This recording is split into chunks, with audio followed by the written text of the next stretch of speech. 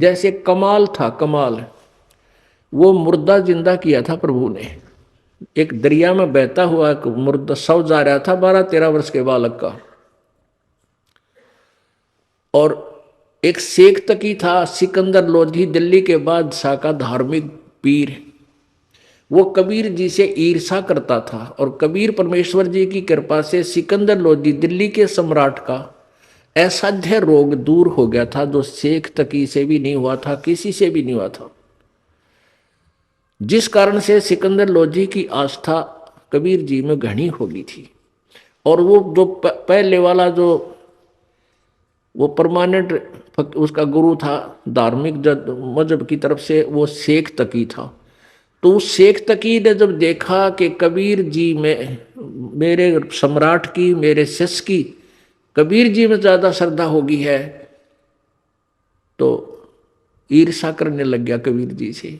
उसको नीचा दिखाने की चेष्टा में उसने कहा कि राजा या तो तू बाज आ जा, और नहीं तो मैं, तो एक काफिर को गुरु बना लिया तूने, एक हिंदू को गुरु बना लिया, मैं तेरी पूरे मुसलमान समाज में तेरे बारे में बताऊंगा और सबको तेरे विरोधी कर दूंगा। अब राजा चिंतित हो गया कहीं तेरे राज को खतरा ना हो जाए। तो परमात्मा के सामने उसने अपनी प्रार्थना रखी। कबीर जी ने कहा भी ठीक है। तो शेख तकी ने क्या शर्त रख दी कि मैं जब इसको मानूंगा ये भगवान है, अल्लाह का नबी है, कोई मुर्दे को जीवित कर दे। तो परमात्मा ने जो अपने भगत की टेंशन दूर करनी थी सिकंदर लोधी की, तुरंत कर दी। जिस दरिया के किनारे वो खड़े थे वहीं पर एक मुर्दा बच्चे का शव बहता हुआ आ गया। कुछ कबीले ऐसे होते हैं, ना तो वो गाड़ते जमीन में, ना सभा करते, वो जल प्रवाह कर देते हैं मृत्यु होने के बाद के पशु जीव जंतु इसके शरीर का मांस खा कर दुआ देंगे। ऐसे सुसज्जित एक बना करके प्लेटफार्म सा, फ्लोट सा, एक घास फूस का जो तैरता रहे ऐसा बना देते हैं, बेड़ा सा, उसके ऊपर शव को लुटाकर और चलता कर देते। तो उसी समय वो लड़के का शव आ गया। परमेश्वर कबीर जी ने अपनी शक्ति से उसको जीवित कर दिया था। तो सभी ने कहा कमाल कर दिया, कमाल कर दिया। उसका नाम कमाल रख दिया और उस बच्चे को अपने साथ अपने बालक रूप में, शिष्य रूप में रख लिया। अब वो युवा बालक हो गया। कुछ दिनों के बाद 10-15 साल में 20-25 वर्ष की आयु का हो गया।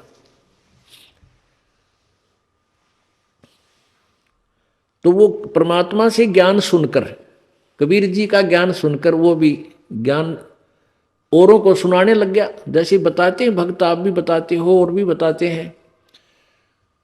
अब जवान लड़का था, अच्छी आवाज थी, बढ़िया गला था, परमात्मा की वाणी गा गा के इतने सुरीले ढंग से सुनावे। तो जो परमात्मा कबीर जी के शिष्य थे वो 64 लाख, उनमें से बहुत सारे कमाल जी के ऊपर आसक्त हो गए। ओहो कमाल तो भाई कमाल है, तेरा नाम भी कमाल, तेरा काम भी कमाल, और भाई तो गुरु जी से भी बढ़कर हो गया। ओहो आप तो गुरु जी से भी अच्छी जो है ना ज्ञान सुनाते हो। अब इस बात से वो कमाल फूल गया, वो यानी उसमें अभिमान छा गया। और कबीर जी परमात्मा उसको बार बार धिक्कारते थे, उसको धमकाते थे कि निकम्मे तू अपना कर्म बना ले और प्रभु मत बनाए। लेकिन ये प्रभुता की भूख इतनी बुरी होती है, जीव नरक जाना स्वीकार कर लेगा, प्रभुता छूटे नहीं। कहते हैं राज तजना सहज है, सहज त्रिया का नेह, और मान बढ़ाई ईर्षा दुर्लभ तजनाई। और जब तक ये नहीं तजे जाएंगे इतना भगवान नहीं मिले। तो हम निकले भगवान के लिए, हमें पता है मनुष्य जीवन मिला भगवान प्राप्ति के लिए, और फिर उसमें कोई वस्तु बाधा उसने फेंक दे तुरंत तोड़ के, उसको एक तरफ फेंके तो भगवान मिला। लेकिन उस कमाल ने परमात्मा के आदेश का पालन किया नहीं, तो प्रभु ने उसको धमका दिया। वो वहां से निकलकर परमात्मा से रुष्ट होकर, अक्षुब्ध होकर, खिन्न होकर के वहां से निकल गया और जाके कहीं दूर देश स्थान पर रहने लगा, जहां के वो नालायक भक्त गुरुजी के शिष्य उसको चाहते थे वहीं चला गया, वहां रहने लग गया। अब वहां रहा, उसने एक छोटा सा आश्रम बना लिया। अब पुण्यात्मा, समर्थ जो कार्य करता है कोई जीव नहीं कर सकता। जैसा कल उदाहरण दिया था कि जैसे वायु बहुत लंबी चौड़ी है, बहुत ज्यादा था है, और उसमें से एक टायर में पंप से हवा भर भी ली, वो टायर ट्यूब में टायर में डालकर ट्रक में डाल दिया, ठीक है, वो काफी सहयोगी होगी वह हवा उसको, लेकिन वो तो सीमित है। ऐसे ही किसी भक्त ने, उस कमाल ने परमात्मा की कुछ दिन सेवा करके, दोनों नाम दिया, उसकी भक्ति करके कुछ शक्ति अवश्य होगी थी, लेकिन वो जीव ही था। और वो अनजान भक्त जो परमात्मा के शिष्य थे कबीर जी के, उस पर आसक्त हो गए। तो यहाँ बताते हैं, गुरु को तजय भजय जो आना, ता पशुआ को फोकट ज्ञाना। अरे जब कबीर खुद बालक बैठे और उस वो कमाल के टिंडे देगा उन्हें, कमाल की बात, यहीं से हम गिरते, सतर गिरता गिरता यहाँ आ लिए। हम सतलोक में इसी तरह गिरे थे। हम अपने भगवान को छोड़कर, परमेश्वर कबीर जी सत्य पुरुष को, और ये ज्योति निरंजन काल वहां तपस्या कर रहा था, एक टांग पर खड़ा होकर। हमने अपने भगवान से हृदय हटा के इसमें लगा लिया, और इसका फल यो मिला, गधे कुत्ते सूअर 84 लाख योनियों में कितना कष्ट उठा रहे हम, और फिर वही फिर दोहरा रहे हैं, क्योंकि ज्ञान नहीं हमने। तो उसने क्या किया, कमाल ने, वहां रहने लगा। अब जो भक्त परमात्मा के पास आते थे उनको सुख होया करता खूब। अब वो चेले बन गए कमाल के। अब 5-4 वर्ष तो उनके काम ठीक चले, क्योंकि जो हैंडपंप से पानी उन्होंने ले लिया था वो जब तक चला, उनकी पुण्य कमाई, तब तक तो वो दुखी हुए नहीं। फिर कोई काम उनका होने लगा नहीं, तो धीरे धीरे वो कमाल से भी हट गए। अब कमाल ने 5-4 और चेले रख रखे, अपने आश्रम में रख रहे। तो वो कहने लगे, गुरुजी यहाँ भगत तो आने ही बंद हो गए। तो उन्होंने कहा, भाई यूँ करे कि गुरुजी का जन्मदिन मनावांगे कल, जेठ की पूर्णमासी आ गई, सब न कह दे भाई, कल जेठ उतरते की पूर्णमासी है और गुरुजी का प्रगट दिवस मनाएंगे, और खीर ख्यार बनावांगे, भंडारा करेंगे, सभी गांव वालों दूध लाइयो, दूध पहुंचाना। अब पहले कोई समागम करता था तो गांव वाले खुश होकर दूध ले जाते थे और ठोक देते थे ड्राम के ड्राम। अब किसी का लाभ होया नहीं, सारे की बयान बैठी होगी, दूध रहा ना ढंगता, तो सब कपटी हो गए। अब सब ने सोचा भी बखत से दूध डालावांगे, और ना डाल कावांगे तो यू नाराज हो जाएगा, कदे शराब स्वरूप ना दे दे, कमाल है। और प्रत्येक के मन में, क्योंकि परमात्मा कबीर जी खेल खेलते हैं। अब वो जो भगत थे गांव वाले, जो 50, 60, 100 जितने भी थे, उन्होंने सबके मन में के दुर्भावना आ गई कि बखत तो उठ कर सबसे पहले मुंह अंधेरे जाऊंगा और दूध की जगह पानी का लोटा डालूंगा, किसने बेरा पट्टा है। अब सुबह सुबह लाग गई लाइन, अकमारा जी सत साहेब, कहाँ भाई सत साहेब, आज दूध लाए हैं, डाल दो भाई वहाँ ड्राम में, जो पहले कराया करते। अब कपड़ा उठावें और पानी तरड़ा डालें, गुरु जी ने, महाराज जी ने पता लग जाएगा, हाँ डाल रहा है कुछ, दूध डाल गया। एक आधे भगवान ने उसमें दो चार दूध भी डाल दिया होगा। कमाल बोला, भाई आता दूध बहुत आ गया, और बच्चों खीर बना लो। अब वो लागे खीर बनाने, वो ड्राम पानी का भरा, थोड़ा बहुत दूध उसमें कितना गिर गया को भगवान। तो कहने लगे, गुरुजी तो सारा पानी का फुल भरा है। कमाल बोला, झूठ बोलो, देखा जागे सारा पानी का भरा, किसकी खीर बनी थी। इतना शर्मिंदा हो गया, रात्रि में उस आश्रम ने छोड़ कर पता नहीं कित मरिया जाके छोड़ चल गया। तो इस प्रकार परमात्मा कहते हैं, अब आप भी मरिया और उन शिष्यों, उन पुण्यात्माओं को ले डूबा, नकमी आत्मा जो परमात्मा से जुड़ी थी। गुरु को तजय भजय जो आना, ता पशुआ को फोकट ज्ञाना। गुरु से बैर करे शिष जोई, भजन नाश और बहुत बिगोई। पीढ़ी सहित नरक में पढ़ी, गुरु आज्ञा शिष लोप जो करही। चेला अथवा उपासक होई, गुरु सुमुख ले झूठ संजोई। निश्चय नरक पड़े से सोई, वेद पुराण भाकत सब कोई। सम्मुख गुरु की आज्ञा धारे, और पीछे ते सकल निवारे। एक सामने आकर के तो हाँ जी हाँ जी हाँ जी, और पीछे ते छोड़ देने कि जरा फिर देखेंगे। तो कहते हैं सम्मुख गुरु की आज्ञा धारे, और पीछे ते सकल निवारे, यार सब ने रिजेक्ट कर बैठे। ऐसे नकली शिष्यों का उद्धार नहीं होता। सोच से घोर नरक में पड़ही, रुद्राद पीवे नहीं तरही। मुख पर वचन करे परवाना, घर पर जाए करे विज्ञाना। मुख पर तो सारी बात माने, और घर पर जाकर चौधरी पाक अपने हिसाब से सेटिंग करो ना, नो ऐसे ठीक नहीं गुरु, ये ऐसे होना चाहिए। तो परमात्मा कहते हैं आप जीव हैं, और जीव संज्ञा में ही रहना चाहिए आपने। परमात्मा की आज्ञा में कोई भी दोष नहीं निकालना चाहिए, फाइनल हो। अब गुरु जी की आज्ञा देगा आपको। हम क्या आज्ञा देते हैं भाई? बीड़ी मत पीना, शराब मत पीना, तम्बाकू मत पीना, बुराई ना करना, चोरी मत करियो, रिश्वत मत लेना, भगवान पर विश्वास रखना, भक्ति करना, आनुपाशा मत करना। और ये सारी ही ना करने की है, और ये आज्ञा पालन करने की है। और ये भी नहीं करोगे फिर भगत कैसे? व्यर्थ। मुख पर वचन करे परमाना, घर पर जाए करे विज्ञाना।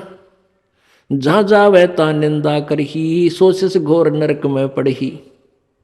ऐसे सस को ठाहर नाही, गुरु विमुक्त लोचत मन माही। वेद पुराण कहे सब साखी, साखी शब्द सब है यो बाकी। मानुष जन्म पाए कर खोवे है, सतगुरु विमुखा युग युग रोए। अब सतगुरु से विमुख होने वाला कहते हैं युग युग रोएगा। परमेश्वर आए थे सतगुरु रूप में, सन 1398 में प्रकट हुए थे बालक रूप में, और सन 1518 में वो परमात्मा 120 वर्ष रहकर सतगुरु की भूमिका करके सहस्रित गए थे। तो उस समय जो हम 64 लाख के 64 लाख और परमात्मा से विमुख हो गए थे, हम सतगुरु से विमुख हो गए थे, और उनके विमुख होए हुए प्राणी युग युग रो रहे हैं। आज तक हम भटक रहे हैं, भरम रहे हैं, क्योंकि हमने परमात्मा को परमात्मा नहीं माना। क्यों नहीं माना? क्योंकि हम अशिक्षित थे। अशिक्षित होने के कारण हम उन गुरुओं की जो संस्कृत भाषा जानते थे, वेद पुराणों को पढ़ते थे, उन्हीं को हम विद्वान मानते थे। और वो कबीर परमात्मा जो हमें ज्ञान देते थे, और जो ज्ञान वो संस्कृत भाषा के जानने वाले गुरु बताते थे, ऋषि बताते थे, वो कबीर जी के विपरीत था। कबीर जी का ज्ञान उनके विपरीत था और शास्त्रों के अनुकूल था। अब वो शास्त्रों के ज्ञाता माने जाने वाले ऋषि और ब्राह्मण वो सदग्रंथों को समझ नहीं रहे थे, जिस कारण से उन्होंने एक पॉइंट सभी के हृदय में जचा दिया कि कबीर अशिक्षित है, ये अक्षर ज्ञान नहीं है इसको, इसलिए ये जो ज्ञान कह रहा है ये वेदों और गीता के विरुद्ध बोल रहा है। तो इस बात का दाव उन नकली गुरुओं संतों का लगा रहा कि भाई सचमुच कबीर जी तो अशिक्षित हैं, अक्षर ज्ञान नहीं, और ये जो संस्कृत भाषा बोलता है ये वेदों और पुराणों का जानकार है, क्योंकि वो सभी शास्त्र संस्कृत भाषा में लिपिबद्ध थे। जिस कारण से हम अपने भगवान को भगवान नहीं मान सके, क्योंकि हम वेदों और गीता को नहीं समझ सके। आज वेदों और गीता जी ने सिद्ध कर दिया कि कबीर भगवान है, और जिनको हम भगवान मानते थे वो नासवान है। अब आगे क्या बताते हैं, गुरुजी के सामने किस प्रकार अधीन रहे। गरीबदास जी परमात्मा भी कहते हैं, गरीबदास जी भी कहते हैं अपने भगवान कबीर जी की के द्वारा प्राप्त ज्ञान को, गुरुद्रोही की पैड़ पर जय पग आवे बीर, 84 निश्चय पड़े है सतगुरु कहें कबीर। जो गुरु जी का विरोधी हो जाता है, गुरुद्रोही बन जाता है, जो नाम त्याग जाता है, फिर अपने ढंग से बकवाद करता है, गुरु जी की निंदा करता है, वो गुरुद्रोही कहलाता है। और उसका फिर आपने संग नहीं करना, उसके साथ बात भी नहीं करनी चाहिए। तो उसके विषय में बताते हैं, गुरुद्रोही की पैड़ पे जय पग आवे वीर, यानी उसके कदम में कदम नहीं मिलावे, पैड़ पे पैड़ रखना, उसका सहयोग संग नहीं करे, उसकी बातों की हाँ में हाँ नहीं मिलावे। तो कहते हैं गुरुद्रोही की पैड़ पे जय पग आवे वीर, 84 निश्चय पड़े सतगुरु कहे कबीर। अब कहते हैं दो कर जोड़ गुरु के आगे, करबो विनती चरना लागे, अति शीतल बोले सब बहना, मिटे सकल कपट के बहना। हे गुरु तुम हो दीन दयाला, मैं हूं दीन करो प्रतिपाला, बंदी छोड़ मैं अति अनाथा, बहु जल बूढ़त पकड़ो हाथा। अब कहते हैं गुरु जी के सामने ऐसे भी नम्र हो, बातें करे। दो कर जोड़ गुरु के आगे, करे बहु बिनती चरना लागे, अति शीतल बोले सब बहना, मिटे सकल कपट के बहना। और कैसी याचना करे, हे गुरु तुम हो दीन दयाला, मैं हूं दीन करो प्रतिपाला, बंदी छोड़ मैं अति अनाथा, भवजल बूढ़त पकड़ो हाथा। दीजो उपदेश गुप्त मंत्र सुनावो, जन्म मरण भव दुख छुड़वाओ। जैसे आपको प्रथम मंत्र दिया जाता है, उसके बाद आपको सतनाम दिया जाता है, और फिर एक गुप्त मंत्र है सार नाम। उसके विषय में परमात्मा कह रहे हैं कि ऐसे आपने अधीन होना है अपने सार नाम प्राप्त प्राणी को प्राप्त करने के लिए। प्राणी को बंदी छोड़ मैं अति अनाथा, भवजल बूढ़त पकड़ो हाथा। दीजे उपदेश गुप्त मंत्र सुनावो, जन्म मरण भव दुख छुड़वाओ। यो आदीन होवे शिष जब ही, शिष पर कृपा करे गुरु तब ही। कि गुरु के लिए भी संदेश दे रहे हैं, जो अपना कृपा पात्र भेजते हैं प्रभु, कि जब इतना अधीन प्राणी हो ले तब गुरु उसको गुप्त मंत्र देवे, जो सतगुरु है। वैसे नहीं देवे, वो व्यर्थ हो जाएगा, लाभ नहीं होगा। कैसे नहीं होगा? जैसे एक समुद्र में सीप होती है, सीप, और उस सीप में एक प्राणी होता है, जैसे आपने शंख देखे होंगे, शंखले से इस टाइप का ये जीव का ऊपर कवर होता है। तो उसमें एक सीप में एक जीव एक सीप होती है, जीव ही होता है वो, उसका कवर ऐसा होता है, उसका शरीर जैसा शंख का आपने देखा होगा, ऐसा उसका शरीर होता है। और वो सीप समुद्र में ही रहती है, जल से बाहर नहीं जाती। और उसको जब प्यास लगती है, वो जल के ऊपर आ जाती है समुद्र के, और आसमान से जब वर्षा हो रही हो, रजा हो प्रभु की, उस समय आसमान से वर्षा हो तो उस वर्षा के जल को वो मुख में ग्रहण कर लेती है, और उस आसमान से गिरे हुए जल से को प्राप्त करके मुंह बंद कर लेती है। फिर उसमें मोती बनता है, अन्यथा मोती नहीं बने। अब जब वो सीप का मुंह बंद हो और वो जमीन समुद्र के ऊपर तैर रही हो, तो कहते हैं सारा सामान बरस जा, मोती नहीं बन सकता।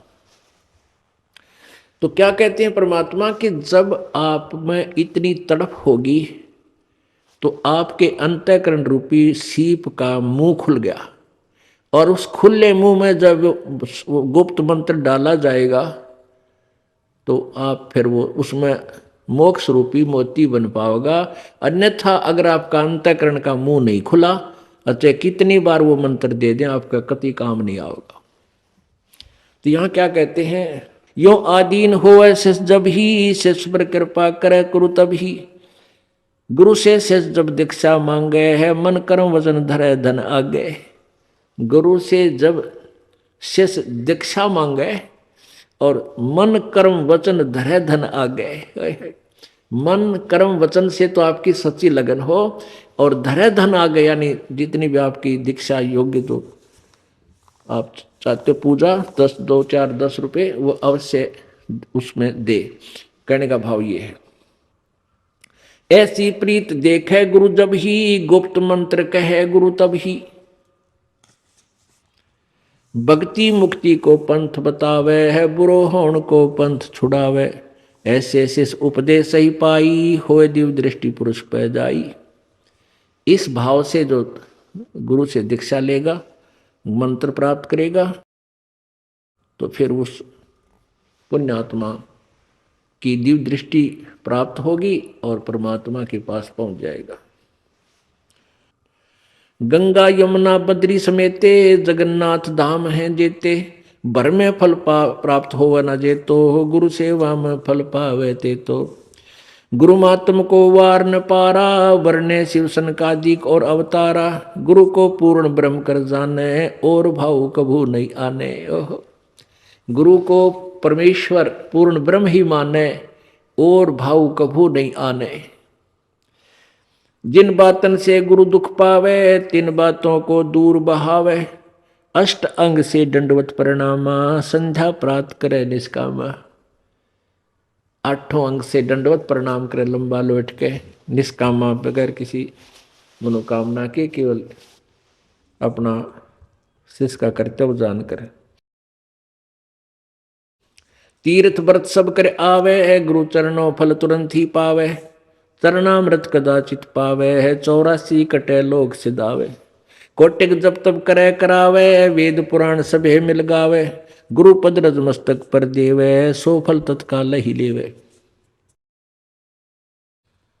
अब क्या बताते हैं, कोटिक जब तब करे करावे, चाहे जप कर ले किसी भी मंत्र का, गुरु जी बगैर पूरे संत से लिए हुए, और वेद पुराण सभे मिल गावे, यानी सभी यही बताते हैं, गुरु पद रज मस्तक पर देवे, सो फल तत्काल ही लेवे।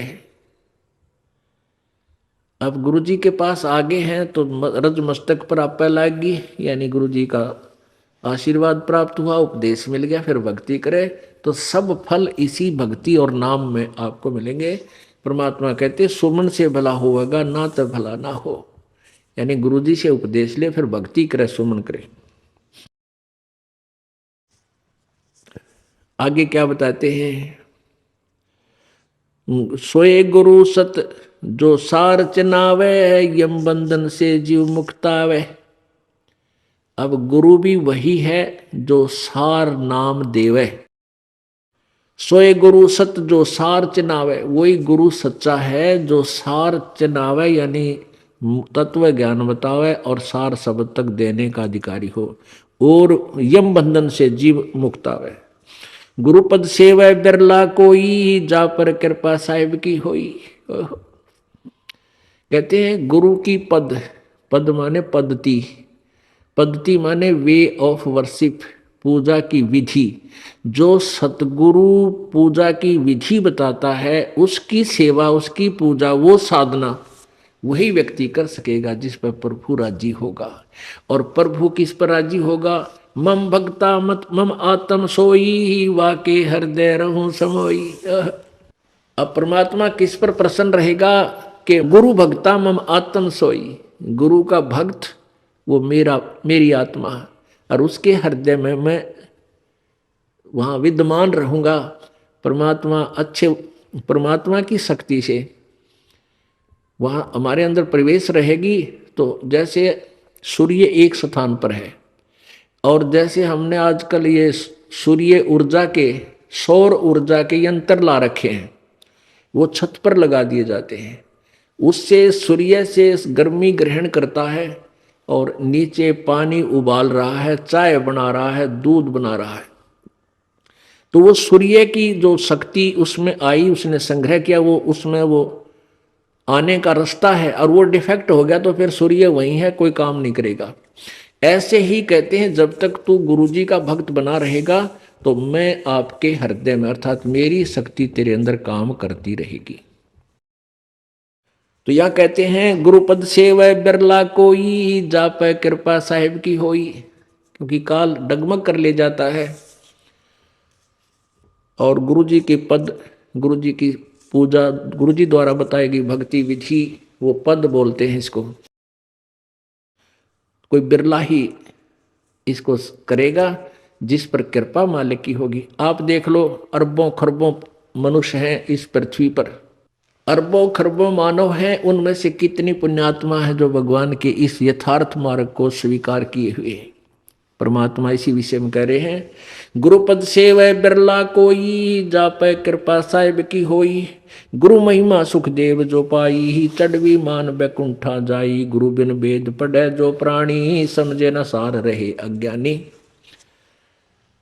अब जैसे कहते हैं गुरु गुरु में भेद है, गुरु गुरु में भाव, सोए गुरु सराइये, जो सार शब्द लखावे दाव। अब जैसे सुखदेव जैसों ने भी गुरु बनाए, राजा जनक को गुरु बनाया। राजा जनक केवल स्वर्ग तक जाने पहुंचाने वाले ही टिकट बना सकता था, और वो सुखदेव ऋषि ने बनवा ली, स्वर्ग तक चला गया, वो भी गुरु के बिना नहीं जा सका। पहले ये स्वयं पूर्व जन्म की सिद्धि थे, पूर्व जन्म की कमाई भक्ति से वैसे स्वर्ग भी जाता था, लेकिन स्थायी स्थान नहीं मिलता था वहां पर। इसको वापस भेज दिया गया कि यहाँ आने का तो अधिकारी नहीं है विष्णु लोक में। फिर इसको बताया गया कि तू गुरु बना और गुरु के आदेश से भक्ति कर, फिर तो मेरे पास स्वर्ग में तुझे स्थान मिलेगा। क्या बताते हैं, गर्भ योगेश्वर गुरु बिना लाग्या हर की सेव। कह कबीर बैकुंठ से वो फेर दिया सुखदेव। राजा जनक गुरु कियो फिर कीने हर की सेव। कह कबीर बैकुंठ में उल्ट मिले सुखदेव। अब जैसे यहाँ तक की भक्ति जो अपने स्वर्ग ब्रह्म लोक तक की भी करनी है, तो भी इनके गुरु ही बनाने पड़ते हैं। तो इन गुरु गुरु में भेद है, गुरु गुरु में भाव। एक तो प्राइमरी का टीचर अध्यापक 5वीं कक्षा तक पढ़ावे, एक 10वीं तक का टीचर है, एक लेक्चरार है। तो कहते हैं गुरु गुरु में अंतर है। तो कबीर परमात्मा सतगुरु है। गुरु बिन वेद पढ़े जो प्राणी, समझे न सार रहे अज्ञानी। पुण्यात्माओं, अभी तक वेदों को सत्य मानने वाले, वेदों के ऊपर आश्रित ये ऋषि महर्षि ब्रह्मा विष्णु महेश तक भी वेदों को नहीं समझ सके। और कबीर परमेश्वर ने आकर के इन वेदों का ज्ञान अपनी सिंपल लैंग्वेज में पहले ही दे रखा था। अब इस दास पे कृपा करी, उन वेदों को देखा, गीता जी को देखा, तो परमात्मा की वाणी में जो पहले ज्ञान लिखा था वो वेदों और गीता से मेल खाता है। और उसके विपरीत जो अन्य ऋषि महर्षि वेदों के आधार पर जो अपने अनुभव की पुस्तकें लिखे हुए हैं, उन्होंने ज्ञान बताया है, वो सारा वेदों के विपरीत है। तो इस विषय में परमात्मा आप ही बता रहे हैं कि गुरु बिन वेद पढ़े जो प्राणी, और समझे ना सार रहे अज्ञानी। पुण्यात्माओं, आज का सत्संग कहाँ से प्रारंभ हुआ था? सतगुरु गुरु गुरु गोविंद दोनों खड़े, किसके लागू पाए। बलिहारी गुरु अपना, जिन गोविंद दियो मिलाए। फिर परमात्मा कहते हैं, जय इब कै सतगुरु मिले। इतना ज्ञान समझ में आने के बाद प्राणी को प्रेरणा हो जाती है, जय इब कै सतगुरु मिले, सब दुख आँखों रोए। चरणों ऊपर शीस धरूं, कहूं जो कैडी होए। कबीर गुरु जी मिलेंगे, कबीर साईं मिलेंगे, पूछेंगे कुशलात, आद अंत की सब कहूं, अपने दिल की बात। अब गुरु जी के सामने आप जाते हो, आपके हृदय में जैसी भी भावना, जो प्रेरणा होती है, वो अंतर्यामी परमात्मा यानी प्रभु सब समझ जाता है।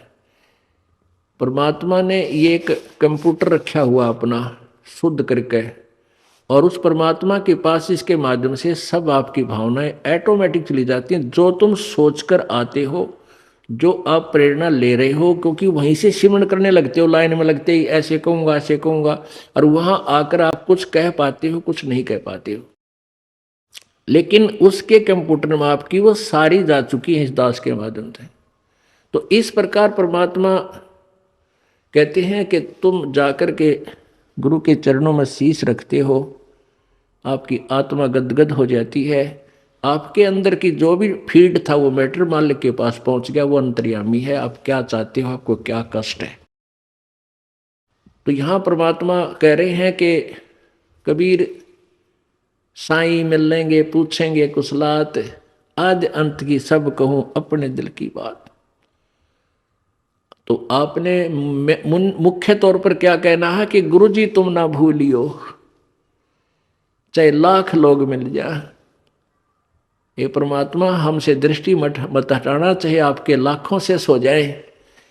आपको तो हमारे जैसे बहुत मिल जाएंगे शिष्य, लेकिन आप जैसे सतगुरु हमको नहीं मिल सकते। गुरु जी तुम ना भूलियो, चाहे लाख लोग मिल जाए, हमसे तुमको बहुत है पर तुमसे हमको नहीं। बोलो सतगुरुदेव। परमपिता परमात्मा सारी सृष्टि के रचनहार कुल मालिक कबीर देव, कबीर साहब, कबीर अग्नि, कबीर अमितोजा,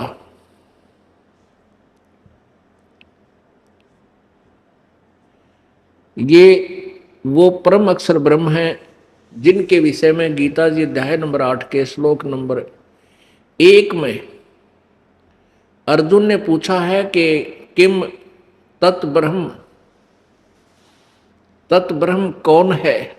इसका उत्तर गीता ज्ञानदाता 8वें अध्याय के तीसरे मंत्र में श्लोक में दिया है कि वो परम अक्षर ब्रह्म है। ये ब्रह्म जो है, ब्रह्म का अर्थ परमात्मा होता है, भगवान होता है। अब 3 ब्रह्म 3 परमात्मा पवित्र गीता जी अध्याय नंबर 15 के श्लोक नंबर 16-17 में प्रमाणित है। 2 पुरुष, एक सर पुरुष, एक अक्षर पुरुष। सर ब्रह्म कहो, सर ब्रह्म कहो, अक्षर ब्रह्म कहो, सर पुरुष कहो, अक्षर पुरुष कहो, एक ही बात है। पुरुष माने भी परमात्मा, प्रभु, और ब्रह्म का अर्थ भी भगवान होता है। अब इसलिए ब्रह्म, परब्रह्म और पूर्ण ब्रह्म, परम अक्षर ब्रह्म इसलिए कहा गया कि ये नकली भगवान भी हैं। ये नासवान भी अपने आप को ब्रह्म सिद्ध किए बैठे हैं, अपने आप को भगवान कहलाते हैं। वैसे भगवान का अर्थ होता स्वामी। भगवान का यानी राम का, प्रभु का अर्थ होता है स्वामी। 7 शंख ब्रह्मांड, 21 ब्रह्मांड का राम है, ब्रह्म है, स्वामी है, ज्योति निरंजन काल, जिसे ब्रह्म बोलते हैं। क्योंकि ये 21 ब्रह्मांड का मालिक है, इसलिए ये भी ब्रह्म यानी परमात्मा, भगवान कहलाता है। और 7 शंख ब्रह्मांड का स्वामी है अक्षर पुरुष, ये भी परब्रह्म कहलाता है, ब्रह्म से दूसरा भगवान। और असंख्य ब्रह्मांड का जो स्वामी है, overall controller, overall almighty, overall controller, वो परम अक्षर ब्रह्म है।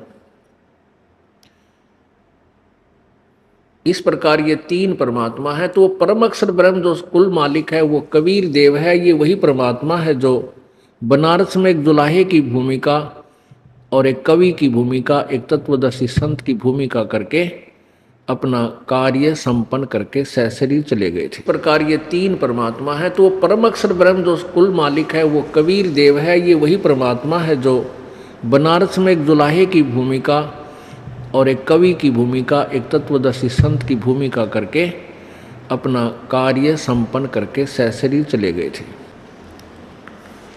पुण्यात्माओं,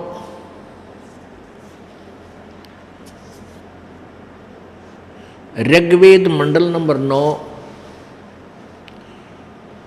और सूक्त नंबर 82 और 86 में। वैसे तो वेदों के अंदर पूर्ण रूप से पूरी महिमा कबीर परमेश्वर यानी परम अक्षर ब्रह्म उस पूर्ण परमात्मा की ही वर्णित है, लेकिन हम परमात्मा की परिभाषा से अपरिचित रहे, क्योंकि जिनको हम वेदों के ज्ञाता मानते थे, विद्वान मानते थे, वो वेदों के ज्ञान से अपरिचित थे, केवल एक संस्कृत भाषा जरूर अवश्य जानते थे। अब उस पर उन्होंने परमात्मा की परिभाषा को विपरीत कर रखा है कि भगवान निराकार है, केवल वो सर्वव्यापक है, कहीं एक स्थान पर नहीं रहता।